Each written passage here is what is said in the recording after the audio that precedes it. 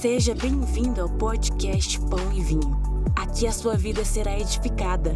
Para saber mais sobre a nossa família, acesse nossas redes sociais, @Pão e Vinho Ministério.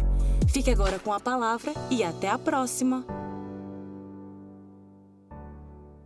Amém? Queridos, eu queria, enquanto o louvor acontecia, Deus falou comigo algumas coisas.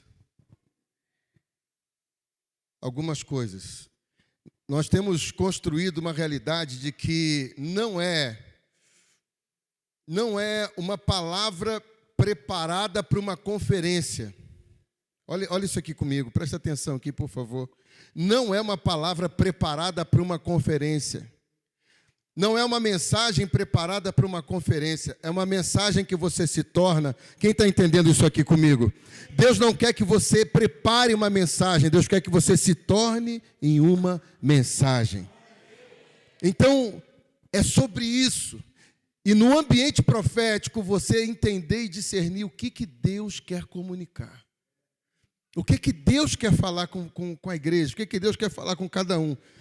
E eu fiquei imaginando e me conectando com o céu, e eu falei, Deus, nós estamos num lugar, uma casa profética, aqui é uma casa de paternidade, e o Senhor me comunicou algo aqui durante o período da adoração, sobre a mesa da remissão, sobre a mesa da revelação e da transferência, e sobre a mesa da transferência do coração. Quem está entendendo isso aqui comigo? De forma muito pontual, o Senhor falou sobre isso. E eu quero aqui partilhar um pouquinho do coração sobre essas coisas. Nós vamos numa crescente aqui, eu acredito que hoje à noite, amanhã de manhã, amanhã à noite, depois domingo à noite, é isso, né? Amém? Eu creio que é uma crescente. Deus, a palavra de Deus, ela é uma semente. Quem concorda comigo? Sim ou não? Toda semente precisa ser semeada. Precisa ser desenvolvida para depois ela ser manifestada. Quem está entendendo isso? Toda palavra precisa ser semeada. Depois que ela tem que ser desenvolvida. Para depois ela ser manifestada. Nenhuma palavra pode ser manifestada se antes não for desenvolvida. Por isso que muitas vezes você recebe uma palavra no seu espírito, você quer dar uma resposta e você não consegue consistência na resposta que você gostaria de dar. Às vezes você não consegue dar a resposta que você gostaria, ou às vezes você dá um pouco e você não consegue repetir.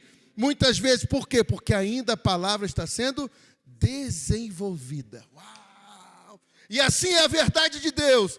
Ela é semeada. Ela precisa ser desenvolvida para depois ela ser manifestada. Quem está comigo nessa palavra? E eu creio que esses dias a revelação de Deus ela vai ser desenvolvida aqui.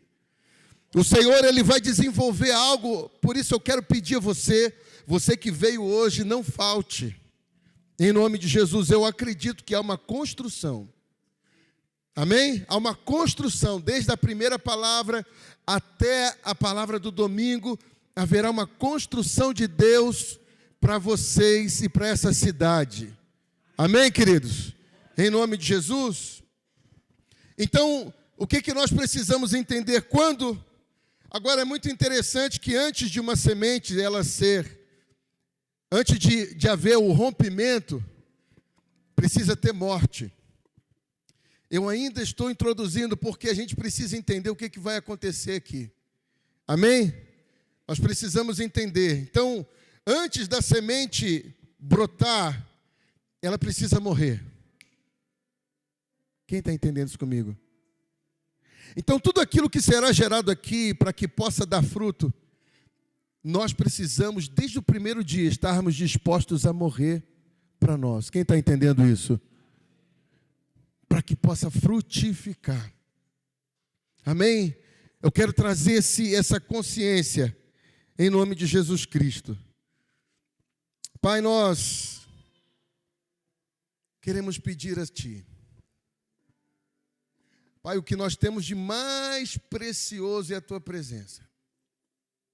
Não tem nada, Senhor, nada que seja mais importante do que isso. Nada, nada. Não existe nada mais importante do que a presença de Deus. Nada. Tudo é fruto da presença na vida de alguém. Tudo aquilo que você precisa, ou você encontra na presença, ou você encontra por meio da presença. Eu vou falar isso para você de novo. Tudo aquilo que você precisa, ou você vai encontrar na presença de Deus, ou será por meio da presença de Deus. Amém? Quem está comigo aqui? Você está entendendo isso que você está ouvindo? Então eu quero de verdade que a sua expectativa esteja no Senhor. A presença dEle aqui entre nós. Amém? Que a sua expectativa e a minha expectativa estejam nele. Porque o Senhor, Ele é um Deus que eu acho muito interessante, porque a primeira mesa que nós vamos falar hoje é da mesa da remissão. Porque eu não posso transferir sem primeiro remir. Não pode haver transferência se não houver primeiro remissão. Não pode. Como que eu vou transferir algo que eu não remi? Então entenda algo. Eu creio que nesses dias o Senhor Ele vai construir algo para nós, a partir de uma remissão, aonde Ele nos reposiciona no lugar da origem. Depois da remissão, a uma mesa de remissão, Ele nos leva para uma outra mesa. Uma mesa de revelação, uma mesa onde arde. Quem lembra dos discípulos no caminho de Emaús, comigo, diga amém. Uma mesa onde faz arder o coração. E a revelação vem ao nosso espírito. Numa mesa. E depois a mesa da transferência. Então, porque a transferência ela vai te trazer fruto antes do resultado. Deus quer que você primeiro gere fruto antes que você gere resultado. O reino de Deus não é um reino que Ele vai te transferir. Olha aqui isso comigo. Tem muita gente que está perdendo os frutos porque está focando nos resultados. Quem está entendendo isso? Está focando no resultado e está perdendo os frutos. Por quê? Porque os frutos do Espírito é um resultado da presença de Deus nas nossas vidas. Então, se Deus agora, veja comigo, se Deus é onipresente, quem concorda isso comigo aqui? Deus é onipresente. Agora você já parou para perceber que uma mesma palavra, uma pessoa, ela ouve aquela palavra e um milagre acontece. Uau! A vida dela muda, ela sai do culto, as coisas acontecem. Uma mesma palavra para uma outra pessoa é só informação. Ela sai do culto do mesmo jeito, ela volta do mesmo jeito, ela vive do mesmo jeito. Uma mesma palavra. Alguém captou aquela palavra de uma forma e aquela palavra virou milagre. Meio versículo para alguns se torna um milagre. 10 capítulos para algum outro foi pura informação. Qual é a diferença desses dois homens? Dessas duas pessoas? Esse que recebeu uma palavra, olha aqui. Esse que recebeu uma palavra e aquela palavra se tornou um milagre. E aquele que recebeu uma palavra e foi só mais um culto, só mais uma informação. Se Deus é onipresente, qual é a diferença para esses dois? É que um tem desenvolvido em si a consciência da presença. Uau! E o outro não. Porque quando você tem a consciência da presença de Deus, porque a mesa nada mais é do que o restabelecimento do pão da presença de Deus. Uau!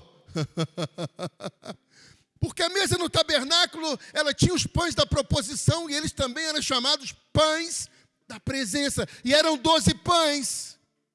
Quem está comigo nessa palavra, diga amém. Eram 12 pães, por quê? Porque o pão da presença, ele se faz na atmosfera da coletividade, não da individualidade.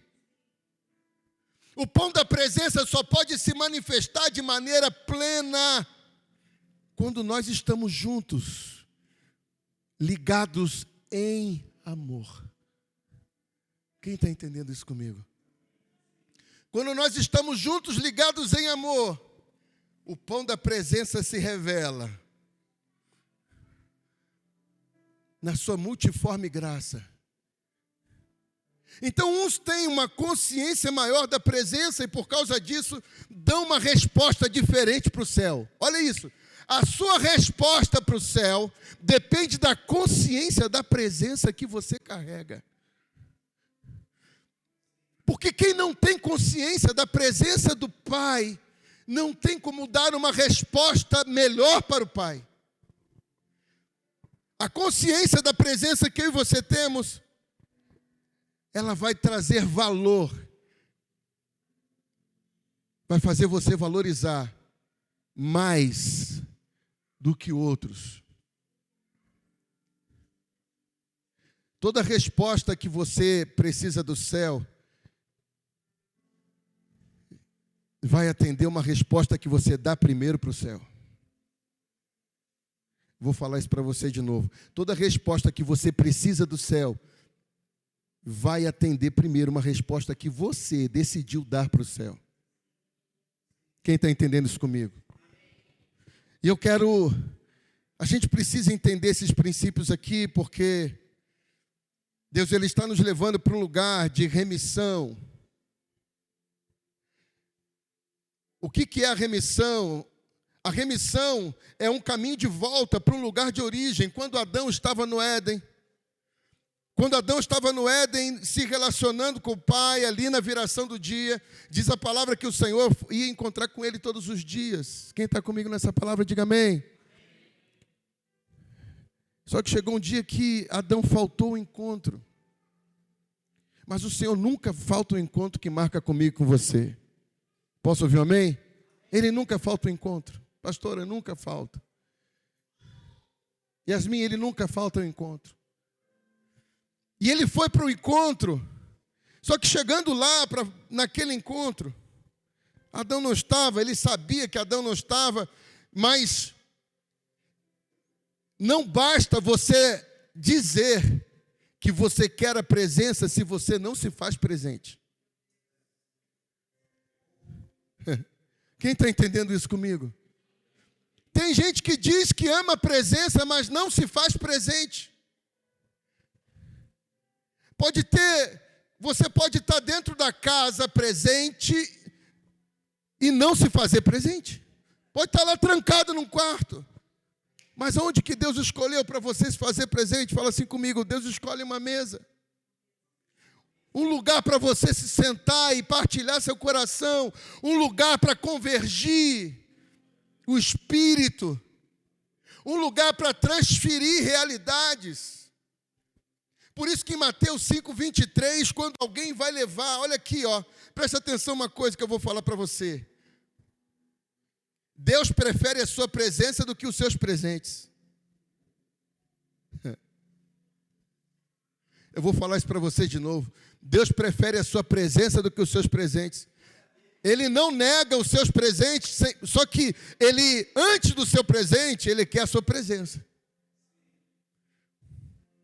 Em Mateus 5:23 tinha alguém que vinha trazer uma oferta no altar. Se você quiser ir colocando aqui enquanto eu vou falando, porque eu vou falar um monte de texto. Pode ser na NAA. Em Mateus 5:23 há um momento em que alguém vem trazer uma oferta no altar. Alguém vem trazer uma oferta no altar e naquele momento Jesus Cristo fala assim, vindo alguém trazer uma oferta no altar, e se você tiver alguma coisa contra aquele irmão, deixa a tua oferta de lado. Volta e se reconcilia com seu irmão. Quem está comigo nessa palavra aqui, diga amém. Volte e se reconcilia. Mateus 5:23 é o texto. Portanto, se você estiver apresentando a sua oferta diante do altar e ali se lembrar de que o seu irmão tem algo contra você, deixe a sua oferta ali. O que o Senhor está dizendo? Ei, deixe a sua oferta de lado. Eu não quero os seus presentes se eu não puder ter a tua presença. Uau! Eu não quero teus presentes se você não puder ter a tua presença. E tem muita gente que está se relacionando com Deus com presentes. Tem muita gente que se acostumou, pode deixar aqui o texto, por favor. Tem muita gente que se acostumou numa relação, uma relação com presentes. Não é ruim, presente é uma linguagem de amor, amém, queridos? Mas não adianta você entregar o presente para quem não pode ter a tua presença. Quem está entendendo isso? Se você não tem a disposição de estar com. Ah, pastor, eu queria tanto, e aí você chega, por exemplo, eu queria tanto te abençoar com isso, amém, querido? Mas eu prefiro você na mesa comigo. Eu prefiro você na mesa. E aqui Jesus Cristo fala assim, deixa a tua oferta ali diante do altar e vá primeiro se reconciliar com o seu irmão. E depois volte a presente. Ele não está abrindo mão da oferta. Ele está nos ensinando sobre prioridade. Quem está entendendo isso? Ele não está abrindo mão da oferta que você vai entregar. Ele está dizendo o seguinte, antes de você entregar o que está na sua mão, eu quero o que está dentro do seu coração.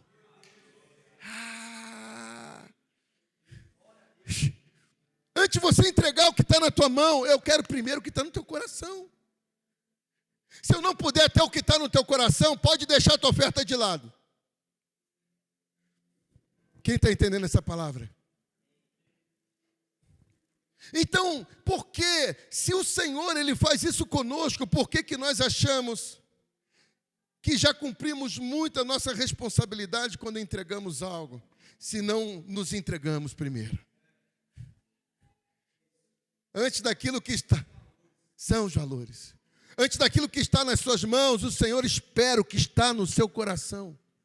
Sabe por quê? Porque um coração ofendido, ele perde a comunhão. E tudo na Bíblia Sagrada se resume na comunhão com o corpo e com o sangue, no pão e no vinho. Uau! Tudo que está na palavra, Jesus Cristo ele veio restaurar a comunhão com o corpo. Ele veio nos estabelecer isso, e a comunhão com o seu sangue. Quem está entendendo isso comigo, diga amém. E pensa em algo que, quando Jesus ele fala assim, se você tem alguma coisa para ofertar, e você tem algo contra seu irmão, o que um juiz usa para reconciliar partes? Fala assim comigo, uma mesa de reconciliação. Uau. Tem alguém aqui da área do direito? Tem alguém da área do direito aqui? Não? Tem alguém? Isso. Então quem é da área do direito sabe disso. Então o Senhor, Ele usa uma mesa e Ele fala, olha, volta e se reconcilia com seu irmão. Porque aquilo que não pode ser celebrado numa mesa, não pode ser recebido no altar. Eu vou falar isso para você de novo.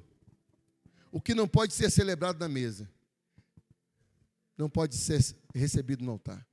Jesus Cristo não recebe no altar o que não pode ser celebrado à mesa. Você não pode celebrar isso na mesa, fica de lado. Agora volta e se reconcilia. Ele não está falando, não precisa, não, ele não está desfazendo da sua oferta. Ele não está desfazendo do seu presente. Ele só está dizendo que mais importante do que o seu presente é a sua presença. Você pode aplaudir o nome do Senhor? Aleluia! Uou!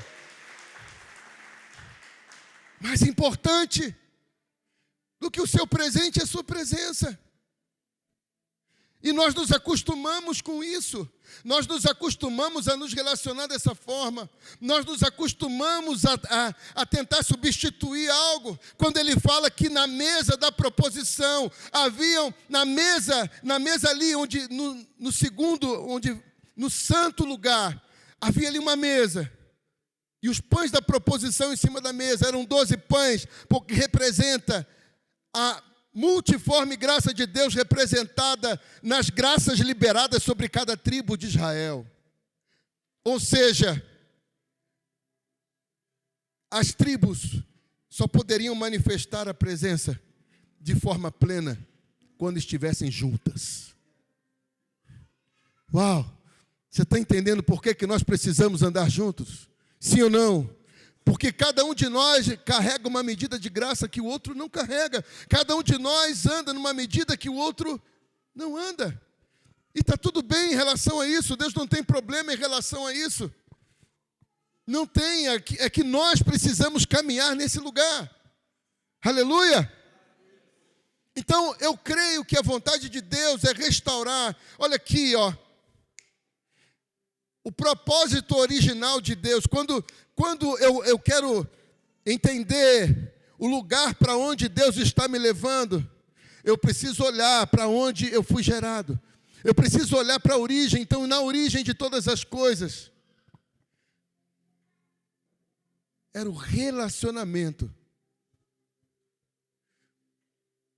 A honra é fruto do relacionamento. Sim ou não? Então, você constrói honra na mesa. E a obediência é fruto do mandamento. A obediência só começou a acontecer depois que a honra começou a se perder. Quem está entendendo isso? Porque a vontade principal de Deus é que eu e você nos movamos por honra. Porque a honra é uma obediência que se torna voluntária. Quando você obedece de forma voluntária, você está honrando. Você não está obedecendo. Quem está entendendo esse princípio? Quando você começa a obedecer porque você decidiu, o nome disso se chama honra. E Ele quer, olha aqui, ó, lá no Éden, no início de todas as coisas, lá no começo de todas as coisas, por que não havia lei? Porque onde o relacionamento é forte, a regra é fraca. Por que não havia lei no Éden? Fala assim comigo, porque Adão tinha mesa com o pai todo dia. E onde o relacionamento é forte, a regra é fraca. Mas onde a regra é forte, é porque o relacionamento é fraco. Você só precisa estabelecer regramento onde tem dificuldade de relacionamento. Quem está entendendo essa palavra? O regramento é fruto de uma incapacidade de relacionamento. Porque quando o relacionamento acontece, a pessoa ela é inspirada a fazer o que é certo, não é obrigada a fazer o que é certo. Quem está entendendo essa palavra comigo? Amém? Deus está nos conduzindo aqui para um lugar. Eu creio que a primeira Páscoa, o pastor Flávio, ele começou aqui falando sobre a Páscoa em Lucas 24. Foi isso, né? Foi Lucas 24, eu acho. Acho que, João 12, perdão, que também fala da Páscoa. Isso.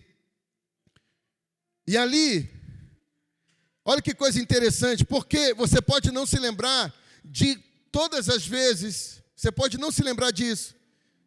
Aonde que na Escritura, na história bíblica, o culto começou a ser da maneira como a gente faz? Você pode não se lembrar disso, mas você vai se lembrar de maneira muito certa, muito convicta, das principais mesas que aconteceram. E uma das principais mesas que aconteceram, a mesa da primeira Páscoa. E sabe que coisa interessante? Tanto a mesa da Páscoa quanto a mesa da Santa Ceia, em todas essas mesas Jesus Cristo estava presente. Porque Ele sempre está presente na mesa. E olha que coisa interessante. Quando Ele estabelece, abre comigo, por favor, sua Bíblia em Êxodo 12. Êxodo 12.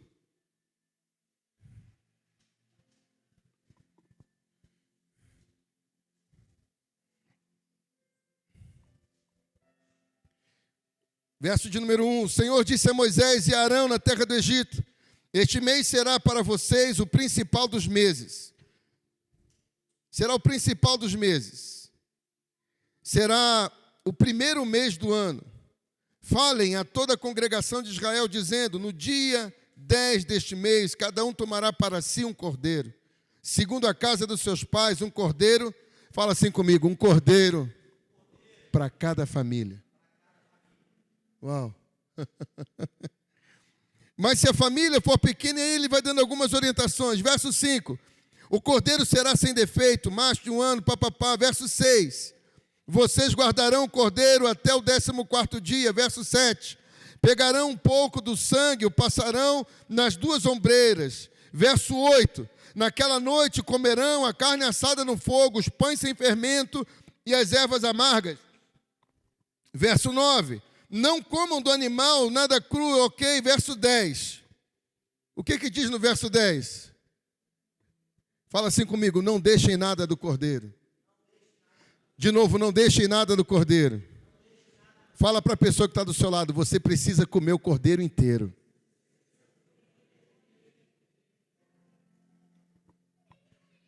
Quem está entendendo essa palavra? Você precisa comer o cordeiro inteiro. E o que é isso, apóstolo? O que é comer o cordeiro inteiro? Eu vou falar para você o que é comer o cordeiro inteiro, porque na primeira Páscoa, quando o Senhor decide restabelecer essa primeira Páscoa, estabelecer a primeira Páscoa, a instituição da primeira Páscoa, era uma tipificação da presença de Deus, da retomada da presença de Deus sobre aquele povo. Posso ouvir um amém? Era isso, e ele escolheu uma mesa, porque é Páscoa, só que eles sentavam no chão, a mesa é bem pequenininha, bem rente ao chão, bem baixinha. Mas Deus escolheu uma mesa para restabelecer o pão, a presença, só que ali ele usa o cordeiro. Quem está entendendo isso? Agora, ele diz assim: olha, coma o cordeiro inteiro. Você precisa comer o cordeiro inteiro. Você vai marcar aí na sua Bíblia essa página e nós vamos voltar aqui. Vai comigo em Isaías 4, por favor. Isaías 4, verso 1.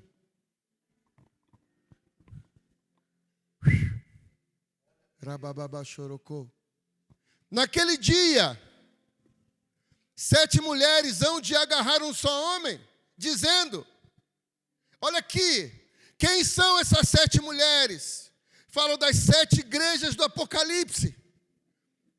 Falo de igrejas que escolhiam o que colocava na mesa, igrejas que não comiam o cordeiro inteiro.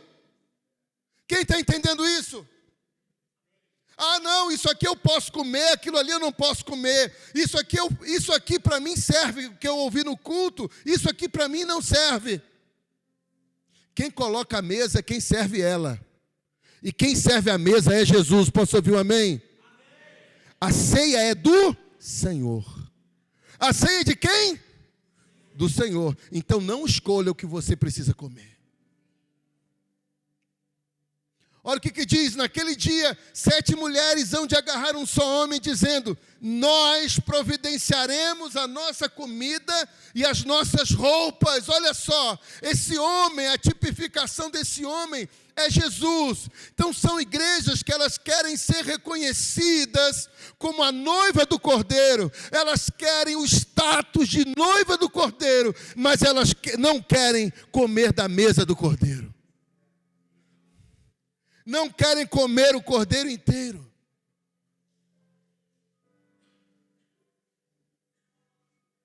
Quem está entendendo isso? Naquele dia o renovo... Pode voltar, por favor. Verso 2. Naquele dia o renovo do Senhor será de beleza e de glória, e o fruto da terra será orgulho e a glória para os que de Israel forem salvos. Então o que ele está dizendo aqui? Que no meio dessa realidade, das 7 igrejas, Verso 1, volta no verso 1, por favor. Das 7 igrejas que decidiram escolher o seu alimento, decidiram escolher a sua roupa. Você concorda comigo que a roupa fala muito da sua personalidade? Nós não nos movemos por isso, certo? Eu posso estar de bermuda, eu posso estar do jeito que for. Jesus não se apresenta de forma aparente, mas de forma permanente. Posso ouvir um amém? Agora, se você for lá na casa do governador, ou se você for em algum lugar de autoridade, você não vai de qualquer jeito, vai? Hein? Não vai. A santidade é uma veste. A aliança é uma veste. Quando Jesus ele faz tem uma parábola que ele faz um banquete, e ele diz que ele encontrou ali alguém que não estava com veste nupcial. Sabe o que diz isso? A veste, ela é algo que comunica sem você falar. E a veste nupcial é o que ele está dizendo? Existe alguém sentado na mesa que não tem aliança.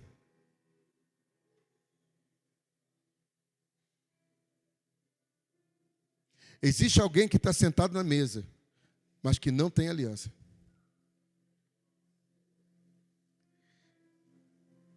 Jesus Cristo ele fala assim, olha, esse texto, se não me engano, vamos lá, Mateus, Evangelho de Mateus. Evangelho de Mateus, vamos lá. Pronto.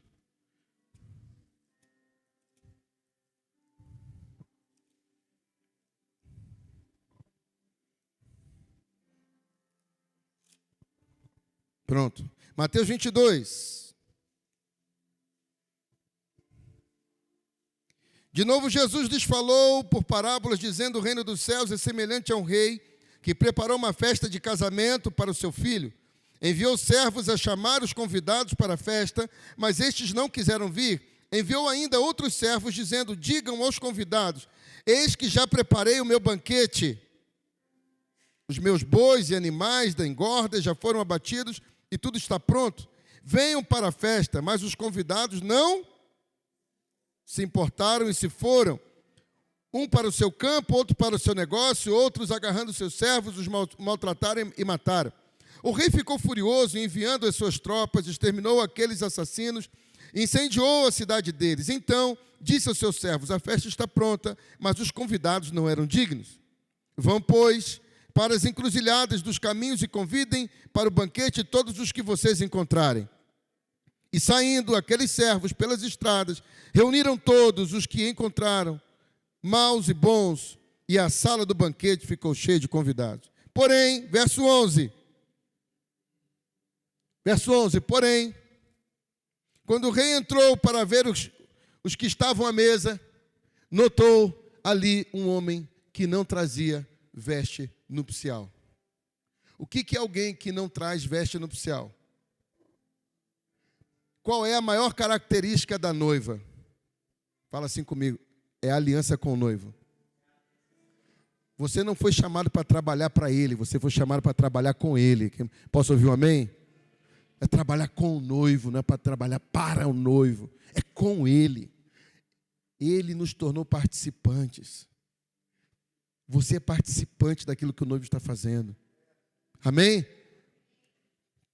E ali ele diz assim: mas quando o rei foi para ver os que estavam à mesa, notou ali alguém que não trazia veste nupcial e perguntou-lhe: amigo, como você entrou aqui sem veste nupcial? E ele emudeceu. Então o rei ordenou aos serventes: amarrem os pés e as mãos. Amarrem os pés e as mãos. Então o que ele está dizendo? Quando ele enxerga alguém ali naquele lugar que está nessa condição sem a veste nupcial, ele fala o seguinte: o que é amarrar as mãos? É alguém que acaba sendo impedido de servir. E o que é amarrar os pés? alguém que é impedido de se movimentar. Então o que ele está dizendo? A nossa falta de aliança, ela pode fazer com que deixemos de devolver a Deus o serviço que gostaríamos de dar. Ou deixemos de nos mover da maneira que gostaríamos de nos mover. Quem está entendendo isso comigo, diga amém. Então, quando ele lá, agora volta comigo em Êxodo 12:10, por favor. Êxodo 12:10. Êxodo 12, verso de número 10. Quando ele fala de comer o cordeiro inteiro. Verso 11, verso 10. Não deixem nada do cordeiro até pela manhã. O que, porém, ficar até pela manhã, queimem. Verso 11. É assim que vocês devem comer o cordeiro, já prontos para viajar. Fala assim comigo, movimento. Com sandálias nos pés. Fala de fundamento. E com cajado na mão. Fala de autoridade. Então o que o Senhor está dizendo? Quando eu e você vamos para a mesa e comemos o cordeiro inteiro, Ele nos movimenta. Quem está entendendo isso comigo, diga amém. Ele nos fundamenta porque nos dá sustentação. E Ele nos traz um cajado de autoridade para que possamos avançar contra toda oposição do inferno em nome de Jesus. Pode aplaudir o nome do Senhor. Aleluia! Amém, queridos? Mas só come o cordeiro inteiro quem tem aliança. Quem está entendendo isso? Então a aliança com o cordeiro, a sua aliança com o cordeiro precisa ser maior do que a sua aliança com as suas necessidades. Precisa ser maior do que a aliança com as suas vontades. Porque se você, olha aqui, ó, quanto mais você está focado em algo que você quer ouvir, você acaba deixando de ouvir aquilo que Deus quer te falar.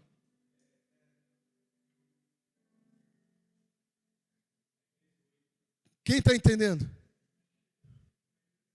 Hã? Você está tão preocupado em ouvir o que quer, que você deixa de ouvir o que Deus quer falar. Então entrega seu coração de forma completa, inteira. Ei, coma o cordeiro inteiro. Posso ouvir um amém? Como o cordeiro todo. O cordeiro precisa ser comido por completo. Então, nesses dias, em nome de Jesus, coma o cordeiro inteiro. Aquelas mulheres que representam as 7 igrejas do livro de Apocalipse, Isaías capítulo 4, Isaías foi um dos profetas mais messiânicos que nós vamos ter nas Sagradas Escrituras. E naquele texto de Isaías 4, ele fala daquelas 7 mulheres, e fala que elas agarraram o noivo, elas agarraram o homem, e elas queriam o nome do noivo, mas não queriam a comida que ele tinha para oferecer. Elas queriam escolher a sua própria comida e queriam escolher a sua própria roupa. Quer dizer, eu quero ser vista desse jeito. Eu quero ser vista dessa forma. Então era uma igreja que estava preocupada com a aparência, mas já tinha perdido a sua essência. Quem está entendendo? Será que tem alguma semelhança com os nossos dias? Será que tem alguma semelhança com os nossos dias? Quando o Senhor ele fala, vamos servir a mesa, Deus está querendo restaurar aquilo que foi perdido. Lucas 19:10, Jesus, Yeshua, o Filho do Homem, veio restaurar e salvar aquilo que se havia perdido. Aleluia! Quem está comigo nessa palavra, diga amém. Você está entendendo essa palavra, diga amém. Então ele veio buscar e salvar o que se havia perdido. Então eu e você precisamos entender isso. O Senhor é aquele que dá graça e dá glória. O Salmo 84, verso de número 11. A palavra de Deus diz que Deus é sol e Ele é escudo. Fala assim comigo, Ele é sol e Ele é escudo. Aí ele continua dizendo no Salmo 84, 11, Ele dá graça e dá glória. Coloca lá para nós. Eu dou muito trabalho para o pessoal da mídia em todo lugar que eu vou, pastorzão. Muito trabalho, mas eu amo vocês. a gente prega junto. Amém? Porque o Senhor Deus é só o escudo. Ele dá graça e dá. Fala assim comigo, primeiro graça, depois glória. Ei, não queira a glória de Deus sem primeiro receber da graça de Deus. Primeiro graça e depois glória. Agora, para quem que ele dá graça? Tiago 4, verso de número 6. Para quem que ele dá graça? Fala assim comigo, ele só dá graça aos humildes. De novo, ele só dá graça aos humildes. Vamos lá. Ó, coloca lá para nós Tiago 4, 6, por favor. Olha lá. Mas ele nos dá cada vez mais graça. Por isso diz, resiste ao soberbo, mas para o humilde ele dá o quê? Graça. Fala assim comigo, porque a graça, de novo, a graça espera a minha vulnerabilidade para se manifestar na minha vida. Quem está entendendo isso? Fala assim comigo, quanto mais vulnerável eu me tornar, mais da graça de Deus eu vou experimentar.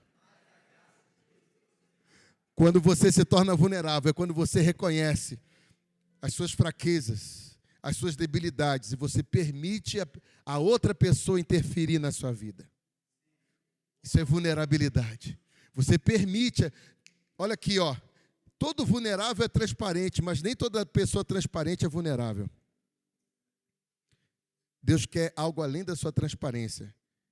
Deus quer a sua vulnerabilidade. Sabe o que Deus revelou para mim? Isso é o capítulo do último, isso é o último capítulo de um livro que eu estou escrevendo. A vulnerabilidade é uma manjedoura que você coloca dentro de uma estrebaria para que Jesus se deite nela. Eu vou falar isso para você de novo. A vulnerabilidade, olha só, é quando você decide colocar uma manjedoura dentro de uma estrebaria para que Jesus se deite nela.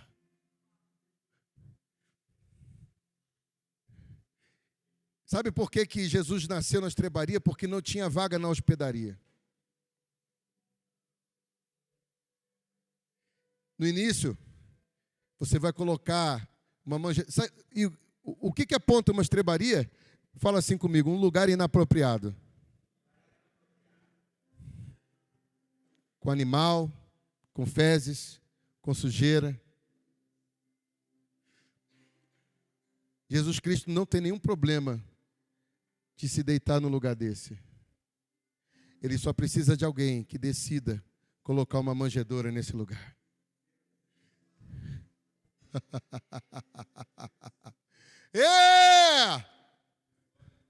Ele só precisa que alguém coloque uma manjedoura aí.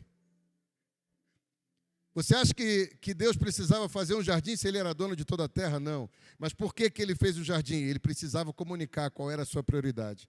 A minha prioridade é me relacionar com você.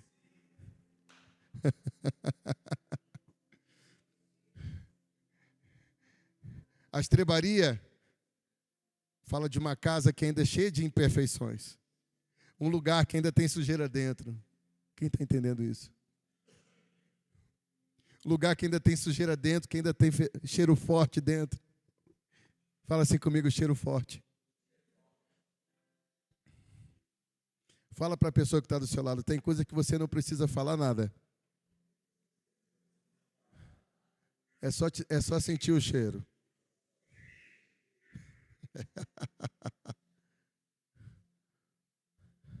Mas quando você decide ser vulnerável, sabe o que você está dizendo no meio dessa sujeira? No meio dos animais, no meio dessas coisas. Você está dizendo assim, eu posso até não ser o lugar que eu gostaria. Mas há um lugar aqui para Jesus nascer. Há um lugar dentro de mim para Jesus crescer. Há um lugar dentro de mim para Ele crescer.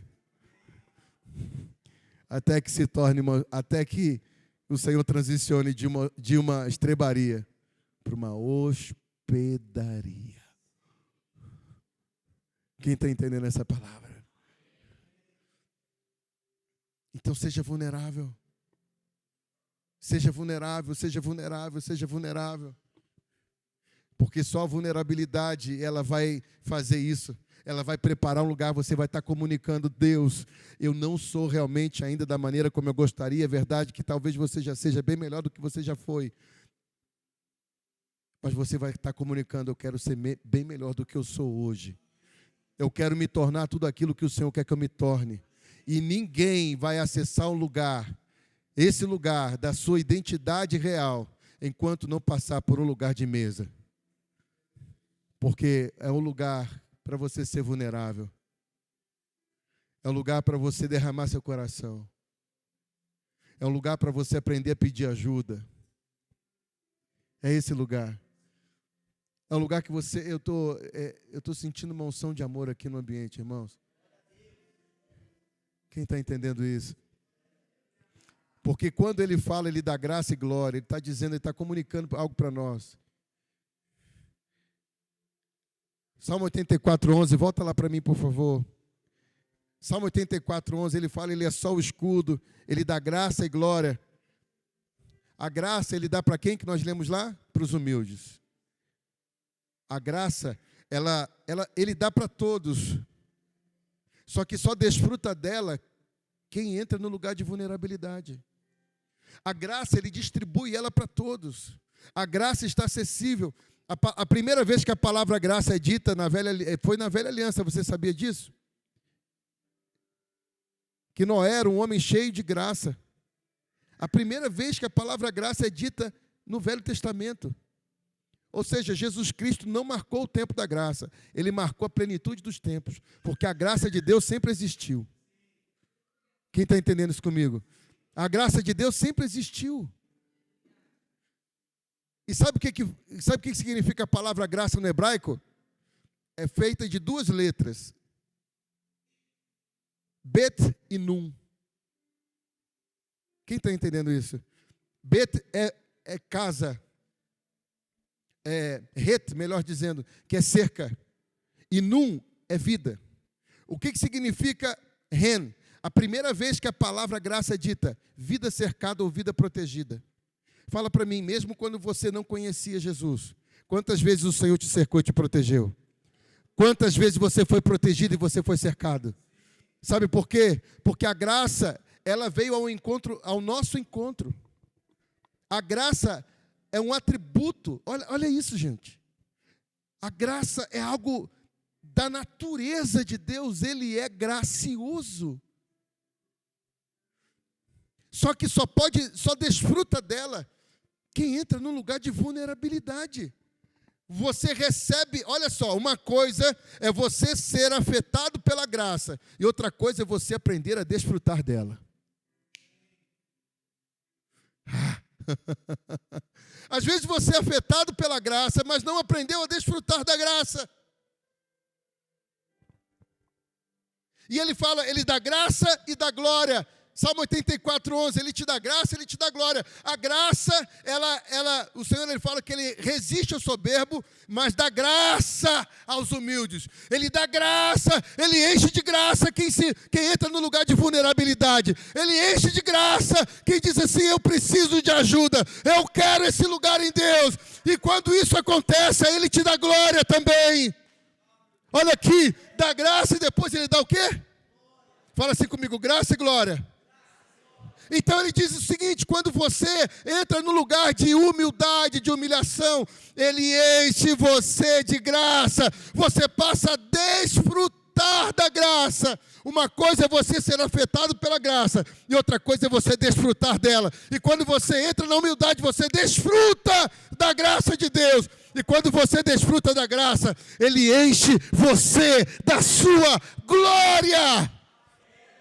Pode aplaudir o nome do Senhor em nome de Jesus. Ele enche você de glória. Fala assim comigo, a graça é para os humildes. Fala assim, a graça é para quem entrou no lugar de vulnerabilidade. Fala assim comigo, e a glória é para quem encontrou sua identidade. Ninguém encontra glória se primeiro não encontrar graça.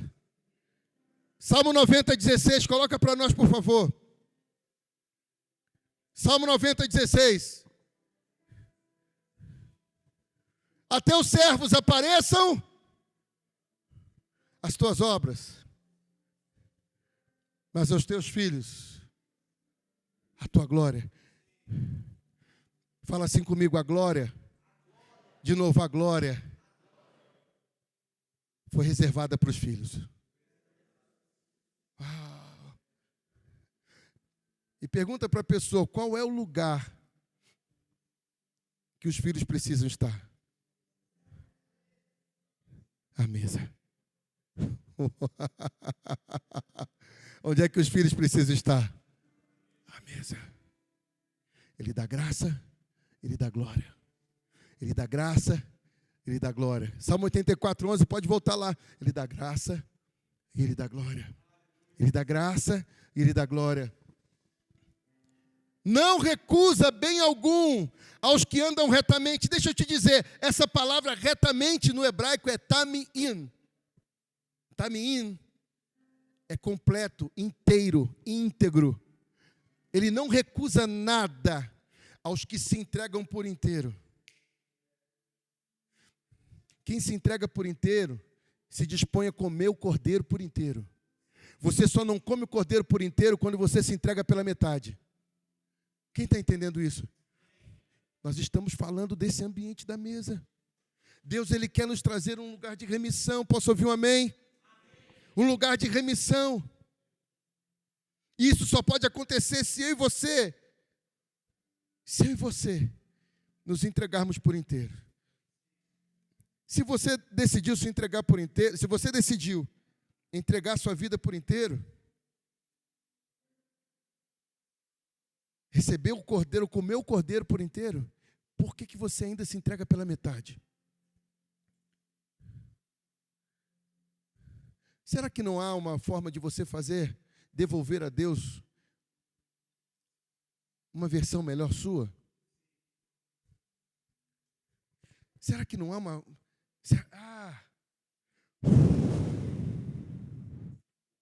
Quem está entendendo essa palavra? Será que você está devolvendo para Deus a sua melhor versão? Ou você está devolvendo só para o seu trabalho a sua melhor versão? Ou você está devolvendo somente lá para a sua empresa a sua melhor versão? Ou você está devolvendo somente lá para o governo, lá para a instituição que você trabalha, a sua melhor versão? Por que Deus não pode ter sua melhor versão? Se Ele se entregou por inteiro para você. Comam o cordeiro inteiro. Fala assim comigo, a mesa é um lugar de restauração.